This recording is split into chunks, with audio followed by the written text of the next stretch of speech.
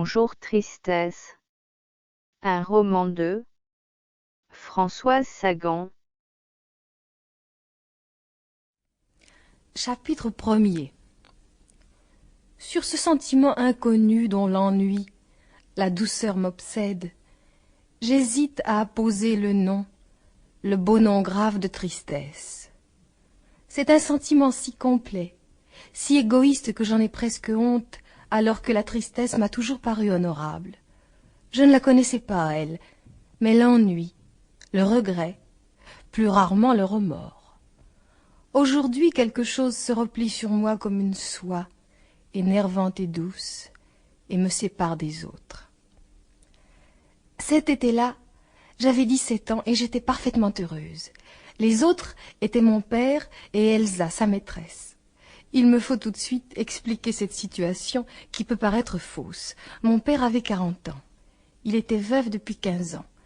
C'était un homme jeune, plein de vitalité, de possibilités.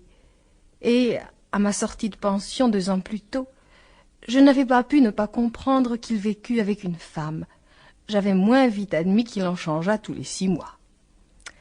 Mais bientôt sa séduction, cette vie nouvelle et facile, mes dispositions m'y amenèrent. C'était un homme léger, habile en affaires, toujours curieux et vite lassé, et qui plaisait aux femmes. Je n'eus aucun mal à l'aimer, et tendrement, car il était bon, généreux, gai et plein d'affection pour moi. Je n'imagine pas de meilleur ami, ni de plus distrayant.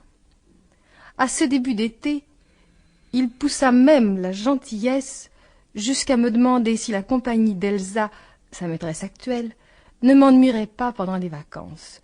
Je ne pus que l'encourager, car je savais son besoin des femmes, et que, d'autre part, Elsa ne nous fatiguerait pas.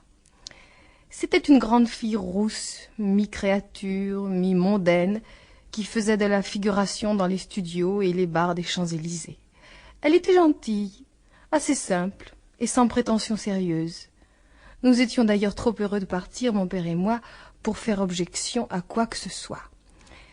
Il avait loué sur la Méditerranée une grande villa blanche, isolée, ravissante, dont nous rêvions depuis les premières chaleurs de juin. Elle était bâtie sur un promontoire dominant la mer, caché de la route par un bois de pin. Un chemin de chèvre descendait à une petite crique dorée, bordée de rochers roux, où se balançait la mer. Les premiers jours furent éblouissants. Nous passions des heures sur la plage, écrasés de chaleur, prenant peu à peu une couleur saine et dorée, à l'exception d'Elsa qui rougissait et pelait dans d'affreuses souffrances. Mon père exécutait des mouvements de jambes compliqués pour faire disparaître un début d'estomac incompatible avec ses dispositions de Don Juan. Dès l'aube, j'étais dans l'eau. Une eau fraîche et transparente où je m'enfouissais, où je m'épuisais en des mouvements désordonnés pour me laver de toutes les ombres, de toutes les poussières de Paris. Je m'allongeais dans le sable, en prenais une poignée dans mes mains, le laissais s'enfuir de mes doigts en un jet jaunâtre et doux. Je me disais qu'il s'enfuyait comme le temps, que c'était une idée facile et qu'il était agréable d'avoir des idées faciles. C'était l'été. Le 6e jour, je vis Cyril pour la première fois. Il longeait la côte sur un petit bateau à voile et chavira devant notre crique. Je l'aidai à récupérer ses affaires, et au milieu de nos rires, j'appris qu'il s'appelait Cyril, qu'il était étudiant en droit et passait ses vacances avec sa mère dans une villa voisine.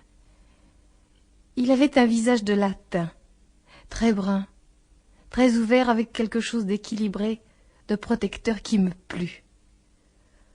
Pourtant, je fuyais ces étudiants de l'université, brutaux, préoccupés d'eux-mêmes, de leur jeunesse surtout, y trouvant le sujet d'un drame ou un prétexte à leur ennui. Je n'aimais pas la jeunesse. Je leur préférais de beaucoup les amis de mon père, des hommes de 40 ans qui me parlaient avec courtoisie et attendrissement, me témoignaient une douceur de père et d'amant. Mais Cyril me plut. Il était grand et parfois beau, d'une beauté qui donnait confiance. Sans partager avec mon père cette aversion pour la laideur qui nous faisait souvent fréquenter des gens stupides, j'éprouvais en face des gens dénués de tout charme physique une sorte de gêne, d'absence. Leur résignation à ne pas plaire me semblait une infirmité indécente. Car que cherchions-nous sinon plaire? Je ne sais pas encore aujourd'hui si ce goût de conquête cache une surabondance de vitalité, un goût d'emprise ou le besoin furtif, inavoué, d'être rassuré sur soi-même, soutenu. Quand Cyril me quitta, il m'offrit de m'apprendre la navigation à voile. Je rentrai dîner très absorbée par sa pensée et ne participais pas ou peu à la conversation. C'était à peine si je remarquais la nervosité de mon père. Après dîner, nous nous allongeâmes dans des fauteuils sur la terrasse comme tous les soirs. Le ciel était éclaboussé d'étoiles. Je les regardais, espérant vaguement qu'elles seraient en avance et commenceraient à sillonner le ciel de leur chute, mais nous n'étions qu'au début de juillet, elles ne bougeaient pas. Dans les graviers de la terrasse, les cigales chantaient. Elles devaient être des milliers, ivres de chaleur et de lune, à lancer ainsi ce drôle de cri des nuits entières.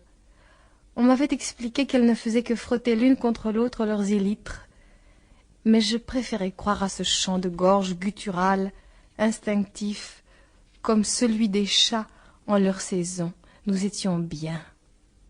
Des petits grains de sable entre ma peau et mon chemisier me défendaient seuls des tendres assauts du sommeil. C'est alors que mon père tout sauta et se redressa sur sa chaise longue. « J'ai une arrivée à vous annoncer, dit-il. » Je fermai les yeux avec désespoir. Nous étions trop tranquilles, ça ne pouvait pas durer. « Dites-nous vite, cria Elsa, toujours avide de mondanité. « Anne Larsen, dit mon père, et il se tourna vers moi. Je le regardais, trop étonné pour réagir. Je lui avais dit de venir si elle était trop fatiguée pour ses collections, et elle arrive. Je n'y aurais jamais pensé. Anne Larsen était une ancienne amie de ma pauvre mère et qui n'avait que très peu de rapport avec mon père. Néanmoins, à ma sortie de pension 2 ans plus tôt, mon père, très embarrassé de moi, m'avait envoyé à elle.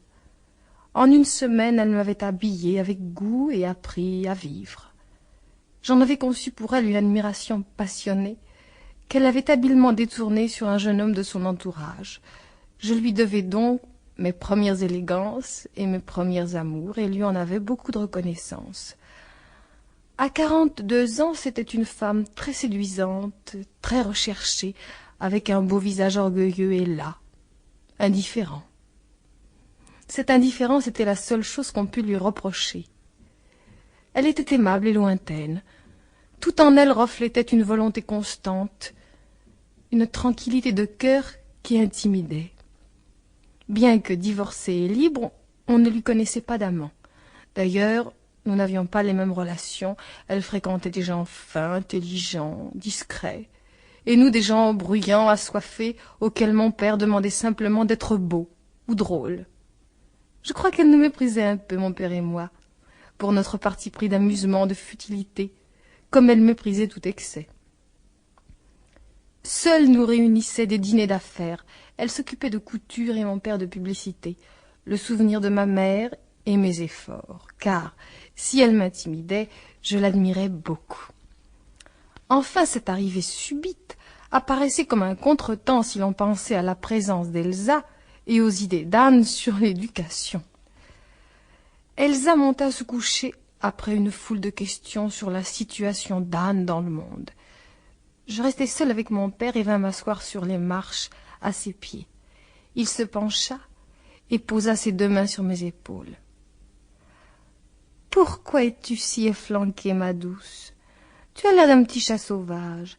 J'aimerais avoir une belle fille blonde, un peu forte, avec des yeux de porcelaine et... » « La question n'est pas là, dis-je. Pourquoi as-tu invité Anne et pourquoi a-t-elle accepté? »« Pour voir ton vieux père, peut-être, on ne sait jamais. »« Tu n'es pas le genre d'homme qui intéresse Anne, dis-je. Elle est trop intelligente, elle se respecte trop. Et Elsa? As-tu pensé à Elsa? Tu t'imagines les conversations entre Anne et Elsa? Moi pas. Je n'y avais pas pensé, avoua-t-il. C'est vrai que c'est épouvantable. Cécile, ma douce, si nous retournions à Paris. Et il souriait doucement en me frottant la nuque.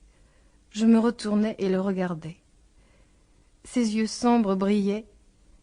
Des petites rides drôles en marquaient les bords. Sa bouche se retroussait un peu. Il avait l'air d'un faune. Je me mis à rire avec lui comme chaque fois qu'il s'attirait des complications. « Mon vieux complice, dit-il, que ferais-je sans toi ?» Et le ton de sa voix était si convaincu, si tendre, que je compris qu'il aurait été malheureux. Tard dans la nuit, nous parlâmes de l'amour, de ses complications. Aux yeux de mon père, elles étaient imaginaires. Il refusait systématiquement les notions de fidélité, de gravité, d'engagement. Il m'expliquait qu'elles étaient arbitraires, stériles. D'un autre que lui, cela m'eût choqué, mais je savais que dans son cas, cela n'excluait ni la tendresse ni la dévotion, sentiments qui lui venaient d'autant plus facilement qu'il les voulait, les savait, provisoires. Cette conception me séduisait, des amours rapides, violentes et passagères. Je n'étais pas à l'âge où la fidélité séduit. Je connaissais peu de choses de l'amour, des rendez-vous, des baisers et des lassitudes. Vous pouvez suivre la suite dans les autres chapitres qui suivent. Cherchez sur YouTube. Bonjour Tristesse. Françoise Sagan chapitre 2.